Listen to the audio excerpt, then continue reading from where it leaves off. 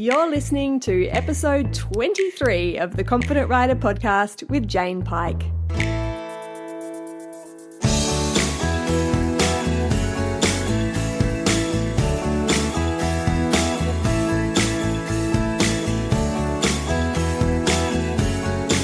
Okay guys, kick back.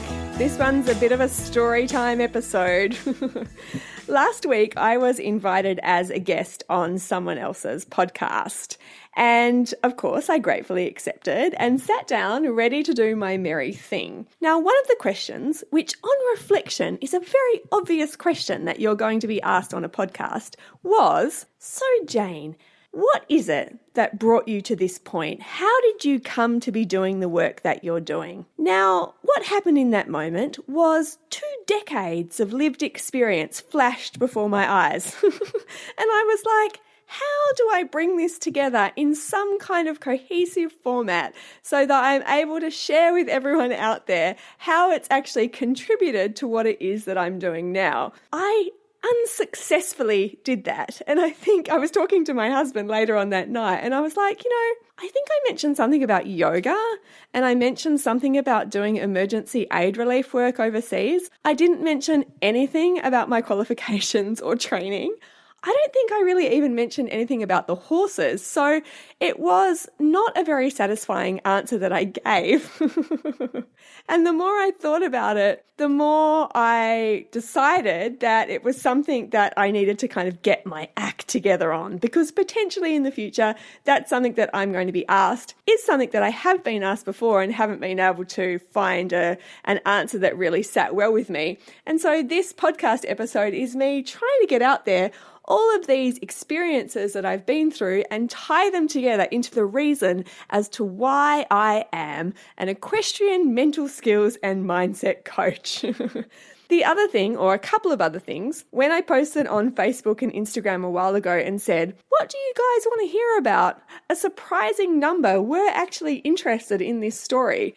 And when I read the comments, I was like, are you sure? Are you sure there's not something else that you would rather hear about? So that's the second reason. The third reason is all about process and trust. So I am actually going to bring this back to why it's relevant to you and our writing life. Because as I made my way through these years, there were so many times along the way that I literally had no idea what I was doing. I had experiences come up that were unplanned, or I found myself in far-flung places where I was like, where is this taking me? Like, what is it that I am actually doing with my life? And at the time, when I was in the midst of those experiences, I really didn't understand it. I could be in that place or be in the midst of a challenge or be in the midst of going through something and do my best to navigate my way through that space successfully. But still, I always had this bigger question ringing in my head, like, where is this taking me? Like, how is this useful? And how does this add up to the fabric of my life? Now, what I have come to understand is that amazing Steve Jobs quote, which is so true, and that is, we can really only connect the dots by looking backwards. We can really only understand the extent of our experiences and what it meant to us by reflecting back. And I feel that so strongly in my own case. I believe that everything that we go through, this chaos of life that we often find ourselves swirling within, the whole point of that, the whole point especially of early life, is to go out there and try all the things, to learn all the things that are of interest, and to really go out and life and gain experiences. And I've certainly dabbled in a number of random things which I now draw on. I've lived in different places. I have been involved in so many different lines of work. And those immersive experiences have really set me up to be in a place where I feel like now I am doing what it is that is what I'm meant to be doing. This is my thing. It's my place. It's also that whole diatribe that I just took you through. It's also been so useful because now when I think about my riding life and how it is I horse and how it is I show up for my horse and the learnings that I go through, I recognize that when you're in the midst of something, you really have to trust that those day-to-day experiences are part of something bigger, that there is a bigger plan for us, a bigger intention. And if we can just detach from being concerned about needing to know the whys and the hows and the where's this taking me and is this going to work out, that need for certainty that we so get attached to, then we would save ourselves quite a lot of suffering, because not only would we be more present to what it is that is actually presenting in the moment, but we actually soften the edges of needing to know what it is in terms of where this is leading and actually immerse ourselves in the process. So, life story, hey? How are we going to keep this down? I was born in Australia. I was born in Sydney, and my parents are from opposite sides of the globe. So my mum comes from the UK and my dad was also from Sydney. Mum, incidentally, sailed out from the UK to Australia in the 70s for $10, which makes my heart hurt when I think about the amount that I've spent on international travel. But at that point, Australia was actually trying to get people in. They were like, come on, we need more peeps. And so there were these crazy deals around that you could get, especially from the UK, for literally trying to get people to emigrate to Australia. I believe that the original intention for Mum was just to come out for a holiday and then to go back again, but she still lives there now. So I think some 40 plus years later, that definitely didn't happen. And she is very much an Australian. Now, Mum and Dad were both professional runners, semi-professional runners. Mum ran 5,000 and 10,000 metres and my dad was a sprinter. Mum actually raced against the men because at that stage in Australia, there weren't races for women. Kind of horrifying when you think about it and how actually not that long ago this was. But she ran against the men in this beautiful park called Centennial Park and actually beat them and was on the front page of the newspaper. And at that point, because there was such an uproar about the fact that a woman could displace men in the running, they actually made races for women at that point. So that's kind of something I'm throwing in there because I'm pretty proud about that one. But I lived in the Blue Mountains in Australia as a youngling, and my sister Kate did as well. And my mum always loved horses. She had a horse in the UK called Mr. Piggy, and there are some really gorgeous pictures of them jumping crazy hedges and jumps that I would personally have to think twice about. And she basically gave her love of horses definitely to me and a little bit to my sister. So growing up, we all rode together, and Mum had a half Arab cross something else. I'm not sure exactly what his breeding was, called Icon, who was 2 and he only died recently. And so he started off as my first horse, or I shared him with my mum. And then one day, I think I was about 11 or 12, Mum and Dad had decided to buy me a pony. And they bought me this gorgeous black, he was 13 too, with this crazy amount of mane, black pony called Captain. Now, Captain was a rescue pony. He'd been found pretty emaciated and caught up in a bramble patch by some friends of my parents. And we don't know anything about his history, but we did know that he couldn't travel very well. At that stage, that really didn't matter because we didn't have a horse float anyway. So Mum rode him, must have been sort of 15 to 20 kilometres from our friend's house to our house through these back bush tracks. And my dad took me to the edge of one of these tracks where my mum rode out on Captain. And then I found out that he was my pony. And really, that was just one of the best moments of my life. So Captain and I had an amazing time together. We literally used to ride all over the hills. We had a hill really close to our house that was owned by the farmer next door. We ourselves had 10 acres, but we were surrounded by farmland.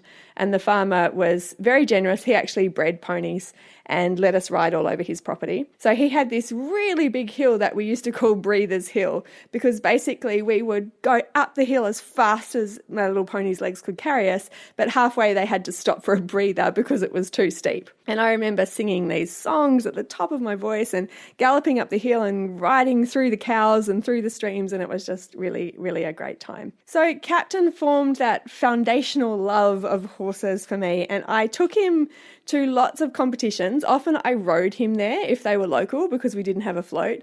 And then later down the line, when we bought a horse trailer, we could go a little bit further afield. And what I love about my memories with Captain is that it was just so much about me and him. When I think back about the actual show scene, so these were showing competitions that I was taking him to, we would have been so wildly out of place. Like, we never platted, because if you looked at Captain's mane, there was just no way that was ever going to be tamed.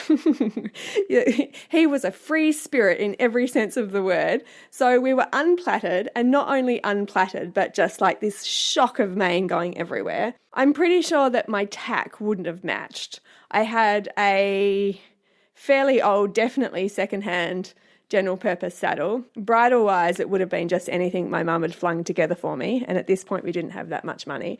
I think I might have had a jacket later down the line, but it was, the whole outfit was not exactly out of Equestrian Vogue magazine. And, I actually was totally unaware that I possibly could have been misplaced. Now, I don't know whether that was just willful ignorance or whether I was so enraptured with my pony, and I really think this is what it was. I was so enraptured with my pony, and I thought he was so magnificent that it didn't occur to me that other people might not think the same. It didn't occur to me that I could possibly be out of place, because here I was on this amazing black pony, and we were out here possibly thundering our way into canter transitions and completely outside the normal etiquette of the show ring, doing what it is that we love together. Now, over time, it was very obvious that my passion for riding wasn't diminishing. And a few years later, some years later, Mum and Dad decided to get me a pony that was really competition worthy. Now, I don't know how, there are lots of missing pieces in this puzzle, but I'm not quite sure how this came together, but I ended up with a pony called Minnie, who was really sublime and a very accomplished, or could have been a very accomplished show pony. Now, she had a few little quirks, and one of them was when you got on, she used to speed around the arena for a couple of laps. And I remember actually launching myself on and then holding on and just riding out whatever it is that she presented. On reflection, I'm like, wow, did we not ever think that maybe she was uncomfortable at this point, or that something needed to be taken care of? But no, that was just something that we accepted as Minnie's thing. And at this point, we didn't have the knowledge to take that any further. So Minnie and I developed this great partnership over time, and I'm happy to say that those initial quirks were remedied and addressed, and actually, for whatever reason, we managed to become a very successful showing partnership. We actually won Pony of the Year, we won Royal Show Championships, and one of the best experiences that I had on Minnie was going to the Sydney Royal Easter Show, and it was one of the first times I'd been previously in bigger shows, but it was one of the first times that I was really at a competition that was next level. Now we were really playing with the big boys, and there was a lot of gossip and talk around about what was what, and of course some political talk about, oh, you shouldn't bother, you're not from a family that is recognised or is known, and so why go in there? Again, I took the spirit of Captain with me, and I was like, well, I love my pony, here I am, I've made it this far, we've qualified, I've worked really hard to get to this place, and I'm just going to do my best. And it really was. It doesn't always work this way, but this particular experience was such a fairy tale, because there was something like 72 or 70, in the 70s, number of ponies in my round. So they divided it up into different heats. And we won our class at that show. And it's really and continues to be one of the best moments of my life. I've got like the picture up on my wall of me and Minnie. She passed away a few years ago. That whole lifetime of growing up with ponies, I mean, I had a lot of different horses after Minnie, a lot more challenging than both Minnie and Captain. But when I think back to my childhood, they are such a key piece that actually every other memory that I had really fades into the background. Horses have been, what have they been? I mean, it's so hard to actually describe what they are, but they're the essence, really. And I think that for me personally, they provided friendship and love and stability when other areas of my life didn't have that. And for that, I'll always be and continue to be really, really grateful. So the horsing piece, there's always been that side of it there for me. As a competitor, I was always quite nervous. I was nervous, but at the same time, I remember feeling a strong sense of belief in my horse and in who we are as a partnership, because we spent so much time together. I knew them so intimately that I can genuinely say when I rode out into the arena, I had their back and I felt like they had mine. And so even if we were nervous, and I used to get really nervous, I was like, Dad, park next to the toilets, because I would be running to those puppies many times before I rode into the ring. But I think that belief in our worthiness was never questioned, simply because I had such a depth of love for my horse. And that carried me through many a wave. That said, I was always really fascinated by human psychology. I was always fascinated by it. I always wanted to know how it was I could be better, how it was I could be stronger, how it was I could believe in myself to the extent where all of these people who would tell me things or, do things that would fly in the face of what I wanted to believe, how could I get myself to the point where that didn't matter to me anymore? The other thread to this, which is a huge one and one that I'm going to gloss over or talk not in depth about simply because they involve other people and I don't want to, I want to be respectful of that, is that in my family there were some mental health issues that were going on that I was acutely aware of, and what's the word I'm looking for here? I wanted to make sure that I didn't contribute in any way to other people's feelings of unease. I saw what not being in control of your own mind looked like. I saw what extreme anxiety looked like. I saw and I lived through the experiences of someone close to me.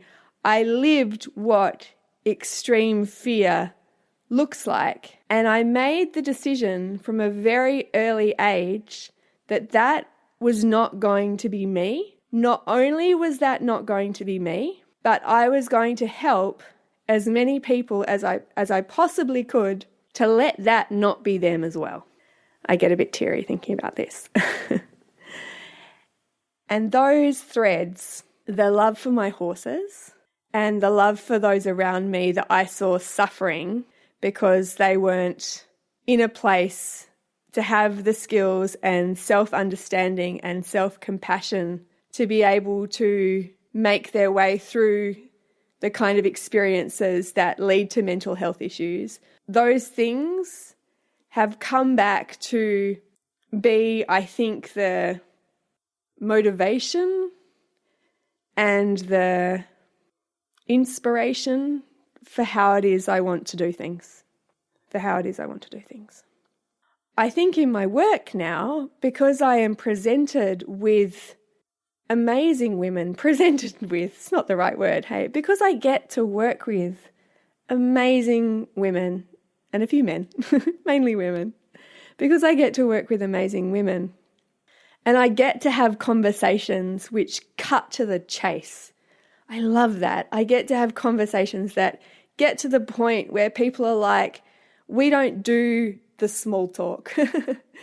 We don't dance around the issue. They tell me, they show me their heart, and they tell me what's up. And that is a huge honor, a huge privilege. One of these experiences that I feel like has helped me be able to understand, not from a theoretical point of view, not from a point of view where someone's told me what that's like and I'm thinking, gosh, that must be hard, but from the point of view where a lot of my early life was in that. I feel so much compassion and I'm driven on so many levels to help people see, and I hope help myself see, really how strong and how magnificent and how able and how deserving and how worthy we all are, and how much of a gift our horses are that they would lead us to the point where we are asked to look at ourselves so that we can better ourselves for something that we're passionate about.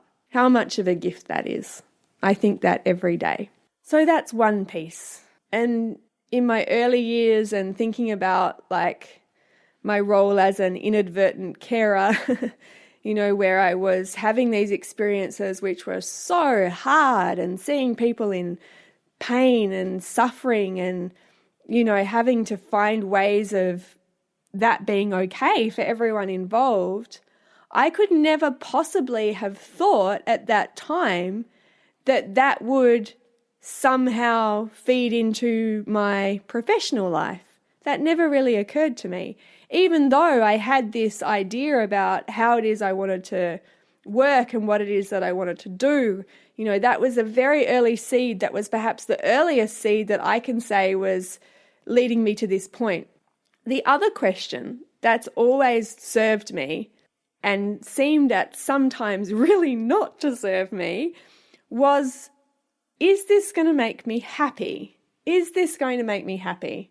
And why I say this didn't serve me was because how I felt it didn't serve me was because as a student, so we have this area of life where you recognize that you don't want to be adding to the anguish of a situation. So say there's depression and there's anxiety and you want to make sure that everything's okay. So you try to be as good as possible, as okay as possible, so you don't disrupt anything and add to any potential trauma.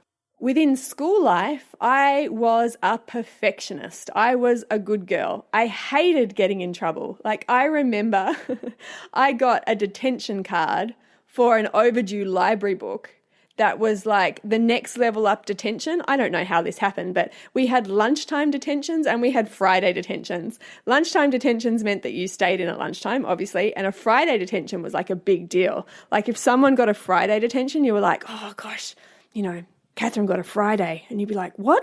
Like, wow, badass. Like, how did that happen? So I got a Friday detention for a library book, and literally it was like my world was crashing down. Such was my lack of perspective at that point. Such was my desire to be a good girl at that point. My world felt like it was crashing down. Anyway, as part of school life, we had a school system, and I think we continue to have a school system, which is very linear in the way that it thinks about things. And I went to a school where, you would become a lawyer, you would become an accountant, you would become a nurse, you would become a doctor, all of these very, don't get me wrong, amazing professions, but just not for everyone, and it was that was an area of life where you were expected to go into one of these streams. So for me, I had to think about what my strengths were. And at that point in academic life, I was always a really good writer. I did really well in English. Maths really wasn't my thing. Science, not so much my thing either. And what I decided for me was that I wanted to get into communications law in Sydney. Now, to get there, you had to get a score of 96 or above. And what happened was the way that our school system was graded, at the end of your final year, you got a score out of 100. And they took your top 5 subjects and they gave you a mark out of 20 for each of those subjects.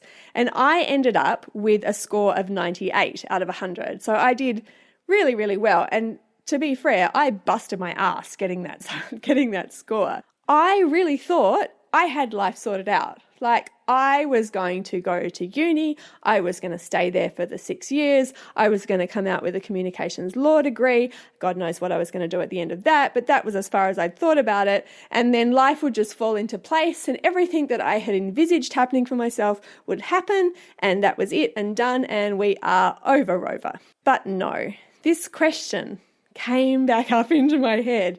Is this what's going to make you happy? And I found myself sitting in a lecture in a communications room with 12 other students who'd similarly won scholarships like myself. I looked around and listened to their stories, and I considered what it is that we had to do that day for an assignment. And I thought about the law aspects of my degree. And all of a sudden I had this vision of myself sitting in an office with books around me about law.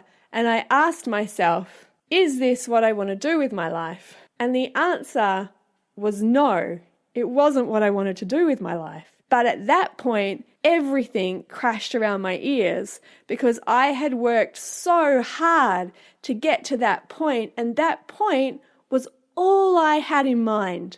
I didn't have any backup plans. I didn't know where I was going. I didn't know what it was I was doing, except for that thing. So when I lost that thing, when I lost that identity, I didn't have an identity that was me anymore.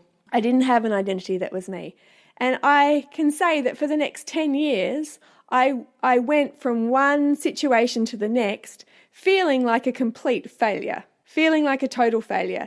Even though I had a number of amazing experiences, I had actually a very strong sense of self and a very strong understanding about my connection to something bigger than what it was that was just happening in my life right now. And I think that when I think back to my early life and my connection with animals, and there was a sensitivity there that I was aware of, but that wasn't really celebrated or communicated. And so that became a hindrance, that became a bit of a hindrance. So that question, which I now recognize has served me so well, is this going to make me happy, felt like a noose around my neck because it was taking me away from the thing which I thought provided certainty and stability and threw me into the vortex of life that I didn't want to be a part of at that point. I just wanted stuff to be worked out. I didn't want to be different from other people. I didn't want to be the only one of my friends that wasn't following this linear career line. I didn't want to be the one without the family and the, potential kids, but I was. I was at that point. I was that one. And now when I think about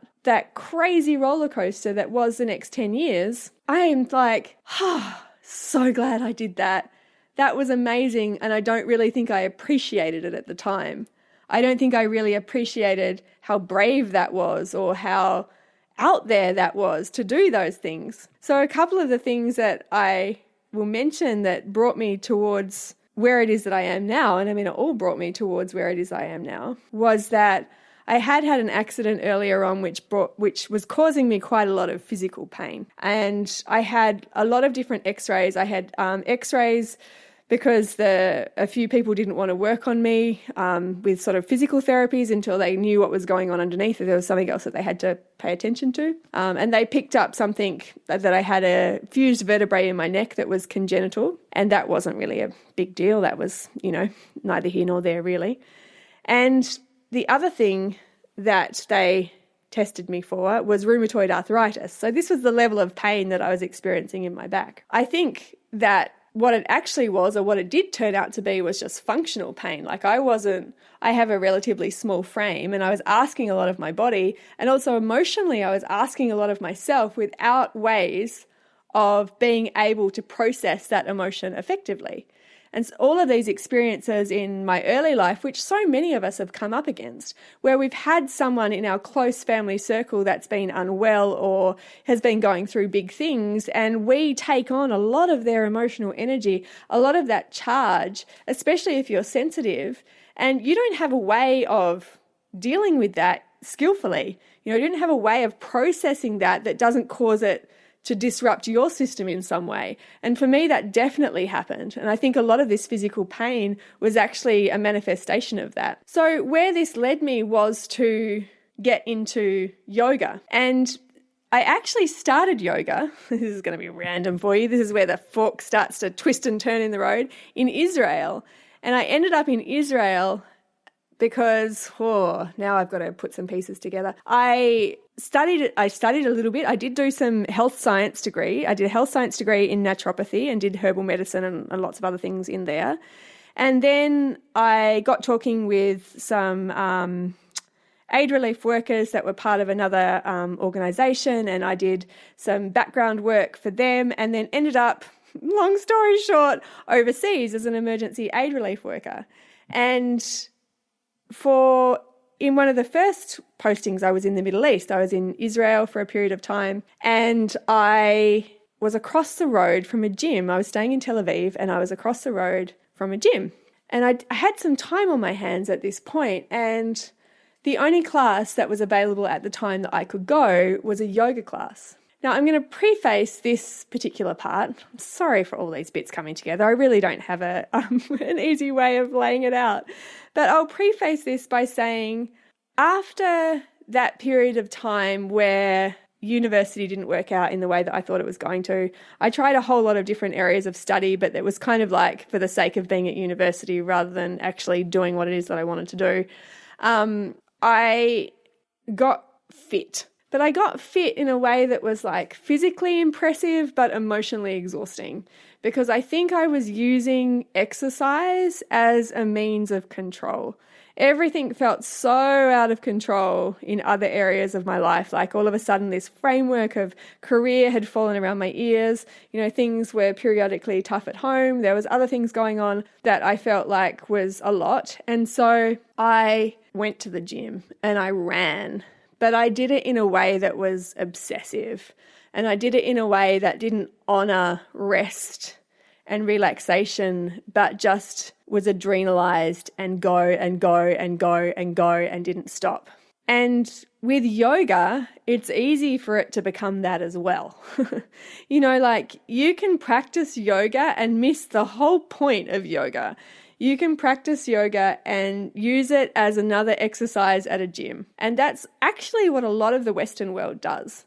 They have taken yoga and used it as a flexibility contest to the point where we'll say, oh, I'm not good at yoga, like it's something to be good at. Whereas yoga really is just the practice of bringing your mind to one pointed attention. And the body, asana, the part, it was one of the limbs of yoga, where they recognize that it's impossible for us to actually get to that point of one-pointed focus without having our body as a vessel where we're able to actually, sit comfortably and make peace with ourselves in. So that movement is a very important part. Movement, matching the movement with the breath, is a part of yoga, but it's not the whole of yoga. So when I started yoga at this gym, and I went in and I was like a board. I am not naturally flexible. I'm strong, but I had pain in my muscles and they were tight, and I never stretched or did any kind of limbering movement up until that point. And so it was hugely challenging. And it was also hugely challenging because I wasn't good at it, in inverted commas. I didn't like that I wasn't good at it. It frustrated me because I had been naturally athletic up until that point, and that not being good at it really irked me. And so I kept doing it. I think this is probably a good and a bad part of my personality. I was like, right, well, let's go then, let's do this. If we're going to really do it, let's do it. And I started practicing every day. And when I went back to New Zealand, which at that point I decided was going to be the place that I would make home base, I joined up to the yoga academy in Auckland and I was practicing Ashtanga yoga every day. And for those of you who don't know much about yoga, Ashtanga yoga is So Krishnamacharya is the original guru, I guess, who you could say brought yoga to the West. And he had 3 main students: Patabi Joy, who practiced Ashtanga yoga; Mohan, who I'm going to tell you a little bit further down the line, who practiced Hatha yoga; Iyengar, who practiced Iyengar yoga; and Desikachar. There are 4 actually. Desikachar, who also practiced a form of Hatha yoga. So Ashtanga yoga originally was for teenage boys. And it was for teenage boys because it's an incredibly physical practice. And it attracted me because I replaced my obsessive gym-going behavior with Ashtanga yoga. But again, had no real understanding of the function of the movements that I was doing, the purpose of the movements that I was doing, other than I wanted it to keep me in shape, and I wanted it to, and I didn't consciously recognize it at this point, but I wanted it to be able so that I could burn off this adrenalized energy that I was carrying around with me all the time and channel that in a way that wasn't productive really, but at least stopped it turning in on itself. And I kept doing it, and I remember I had a sore knee, I had a sore hip, and I had a sore shoulder. I kept going because I saw that not as a function of the practice or as a possibility that maybe I needed to adapt things or slow down or maybe that things weren't going quite right. And what I know now is that at that point, I had quite a high level of asymmetry in my body. All of us are asymmetrical, all of us have a favored side over one or the other. And for me, I had a little bit of a twisted pelvis, and I definitely was stronger on my right side than my left. And there's a lot of moves within the Ashtanga practice which require you to jump and then bring your legs through, like sort of a lot of moves where you're putting weight equally on both hands and then using that to support the rest of your body weight.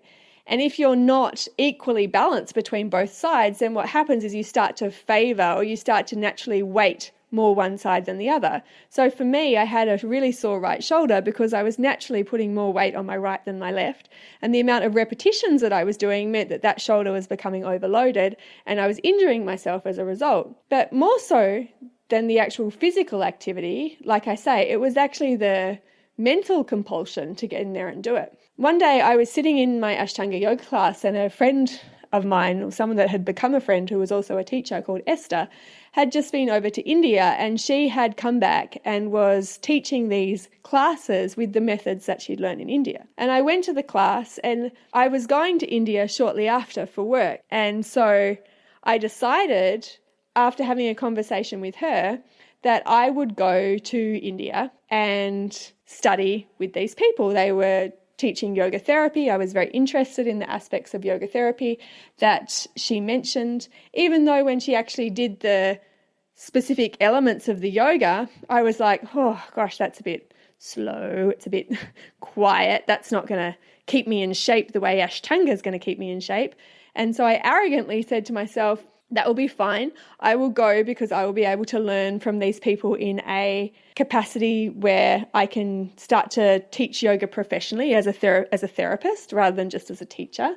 And I'll be able to give that to other people. And then in the morning, I'll still do my practice at home and everything will be fine. I went to India and I enrolled in this 2-month program with the Mohans. And I turned up in Chennai and we sat on the floor, about 30 of us, I think, at this point, on this concrete floor in their house in India.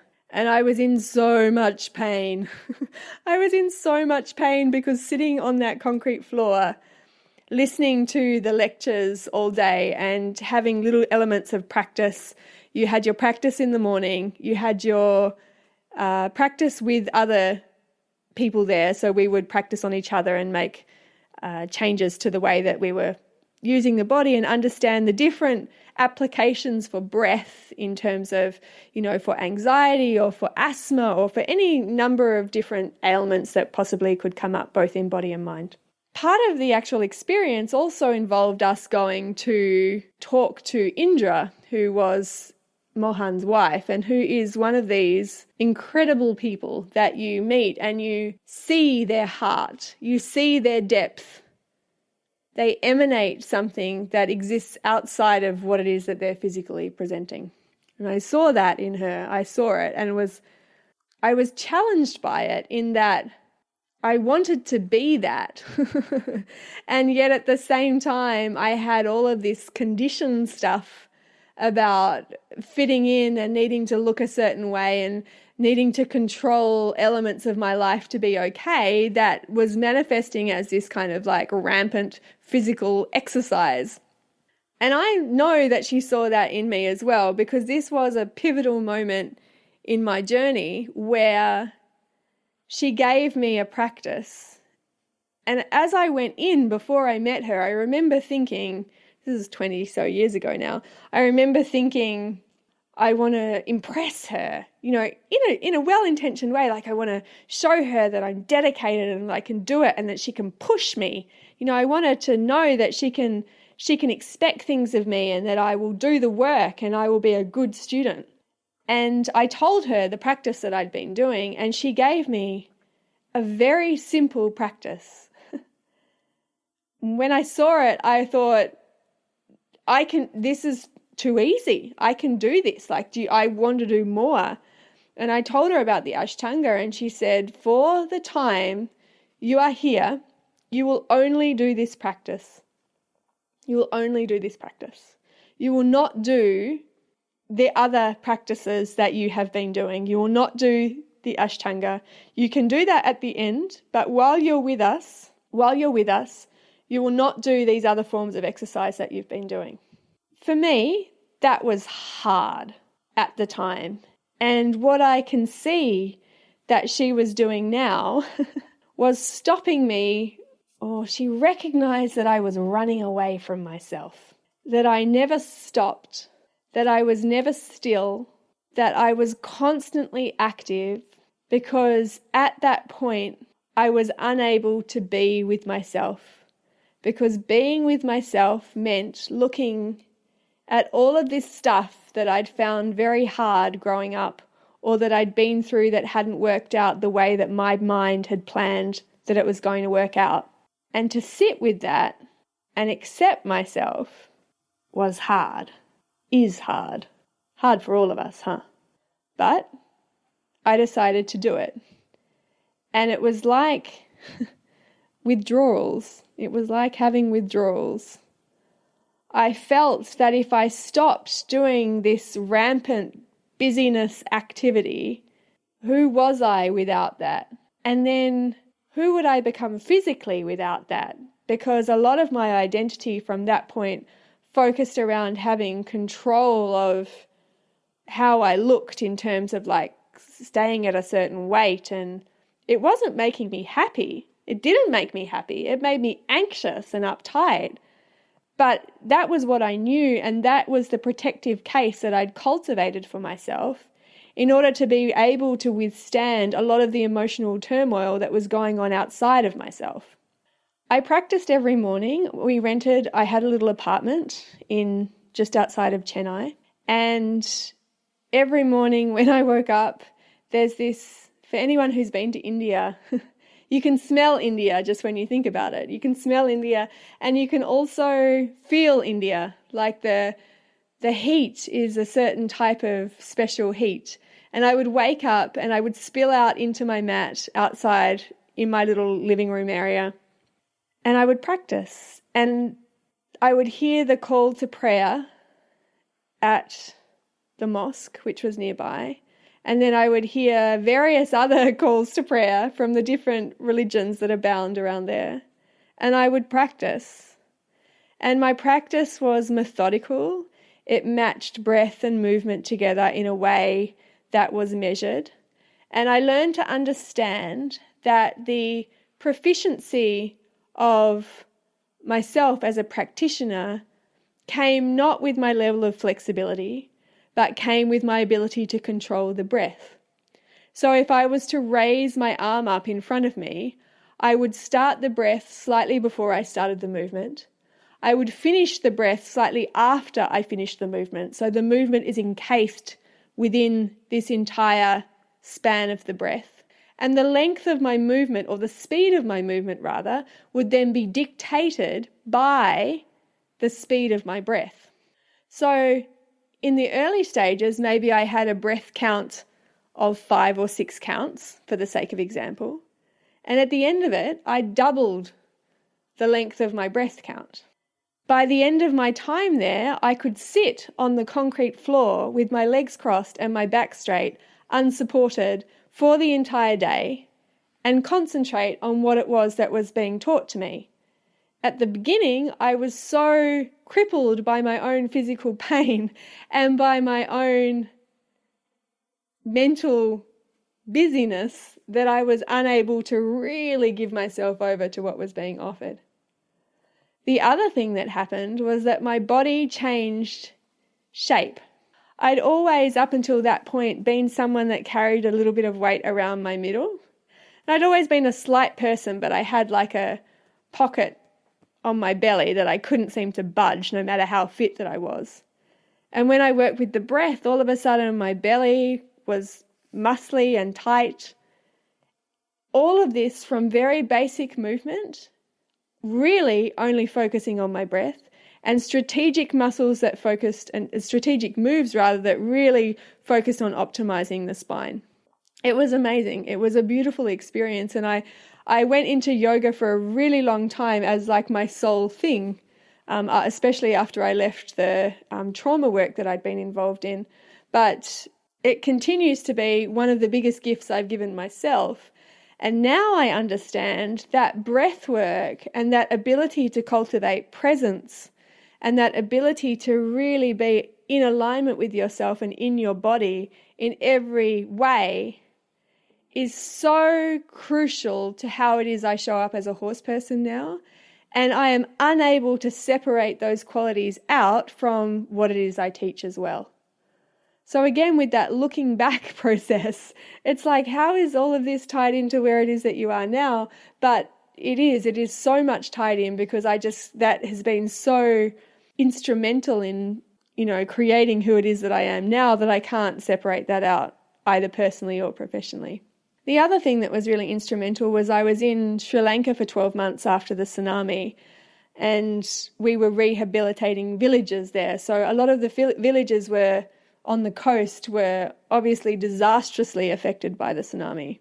Part of the issue is that there's this mentality that's created when workers go in, and there's a lot of disempowerment that happens with the people, because obviously not only are there these sort of contexts that are set up between who has money and who doesn't, or who can help and who can't, it's very easy for people to start to feel like their ability to exist only exists for as long as they can get a handout. And I was really conscious of this. It really didn't make me feel good about myself. It didn't make me feel good about them. It didn't make me feel good about life.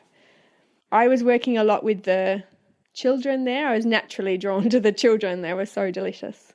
And I thought about how it is we could get them out of this place, because they see this happening around them and they're so impressionable at that age. I was thinking, oh my goodness, I don't want them to think that they're not, this is not possible for them without the help of someone else. It's just, we're here to assist you getting back. But, you have so much to offer the world that don't think that you need to be in a position of relying on someone else. Anyway, I'm getting off course. But what I decided to do was I had a contact in Germany at that stage who had a museum, and we decided to auction off some of the artwork of the children so that they were essentially raising their own money.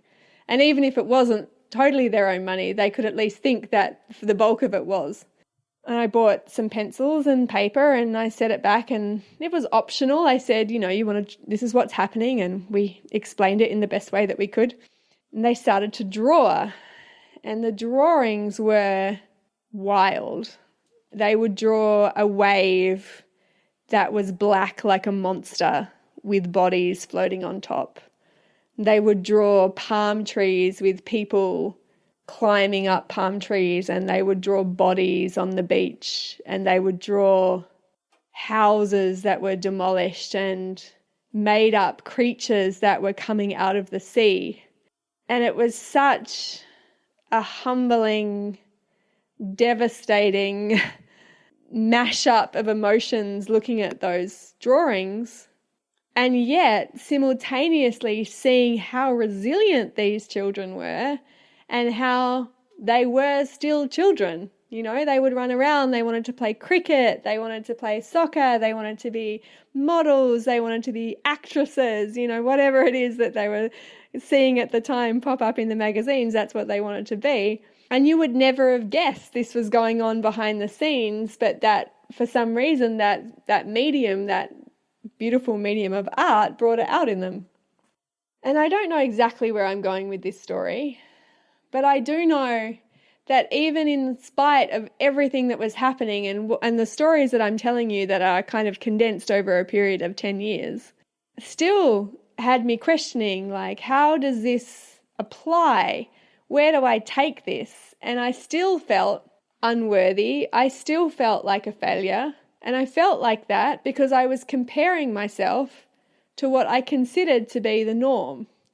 And the norm was you came out of school and you went to university and you knew what it is that you wanted to do and you did that thing and then you got the job and it all worked well. And that was not the way that I took it. That's not the way that I was rolling.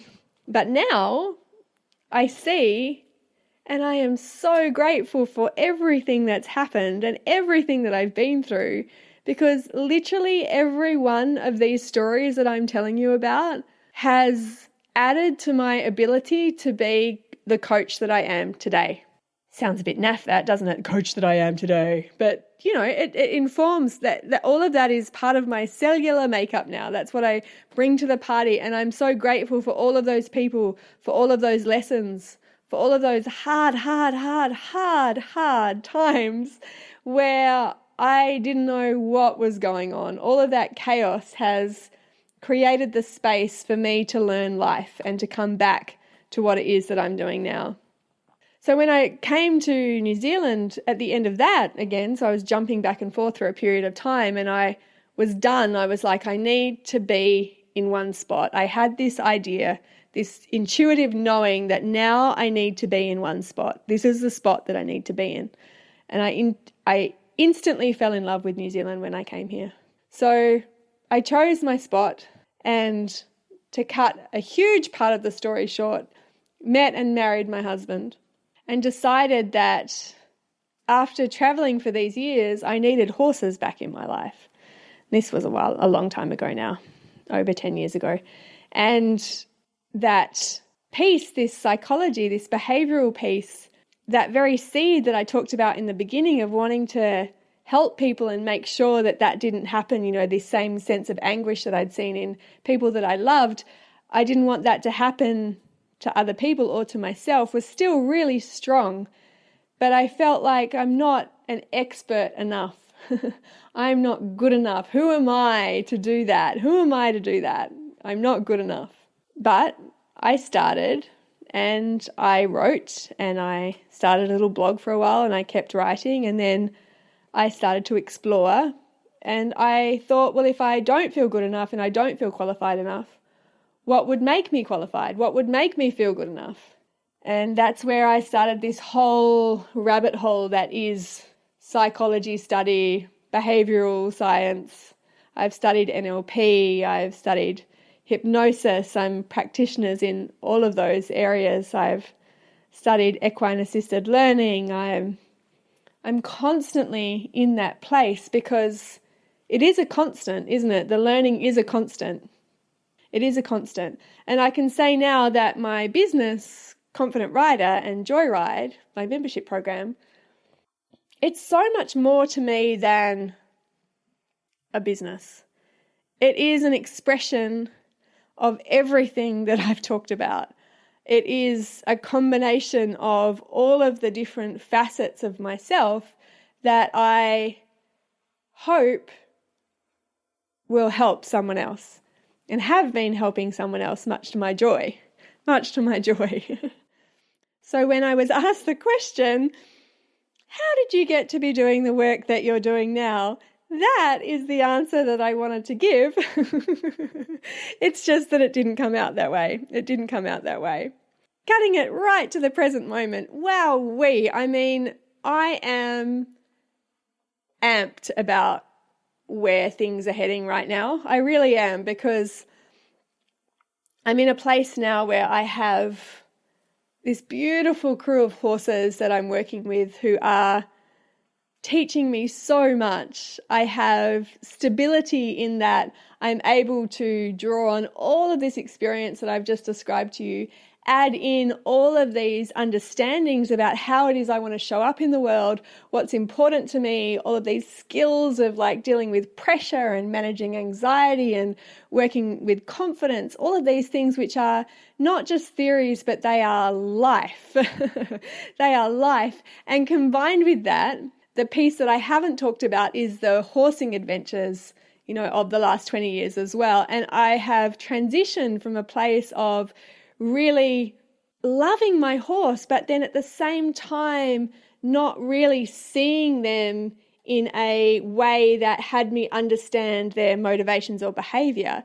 I loved them because I loved them. And I think that connection was very real. But now I'm in a place where the trainers that are available to me and the knowledge that's available to all of us is so rich and enlightening and allows us to bridge that gap between who it is we are, who it is they are, and how we show up together in the arena in a way that benefits both of us.